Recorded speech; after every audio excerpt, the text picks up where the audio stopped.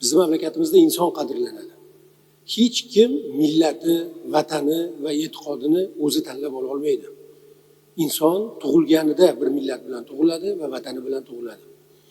Mana shu milliy o'zlik, milliy xususiyat va milliy an'analar, urf-odatlar ajdodlaridan kelayotgan katta bir boylik sifatida qadrlanishini kamsitish yoki bu qadrlanishni yo'qqa chiqarishga harakat qilish bu insoniyat uchun jinoyat sifatida e'tirof etilishi kerak. O'zbek madaniyati, o'zbek xalqi o'zini davlatchilik tajribasida doimo yonida turgan boshqa millatlarga inson sifatida qaragan va ularni doimo qo'llab-quvvatlagan va birgalikda tinch totuv yashashni taklif qilgan. Yaqin tariximizda ham Turkiston, masalan, mana shu aynan shu yerda o'tirgan juda ko'p hamkasblarimiz uchun umumiy vatan bo'lgan. U yerda millat degan ajrim, madaniyat ajratishlar kabi masalalar umuman bo'lmagan.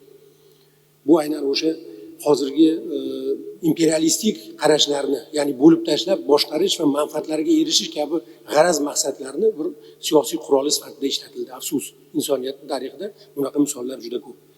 Va bugun biz faxr bilan O'zbekistonimizda milliy totuvlik uchun olib borilayotgan siyosatni katta muvaffaqiyati sifatida mana bugungi parlamentimizda o'zini namuna qilib ko'rsatishimiz mumkin.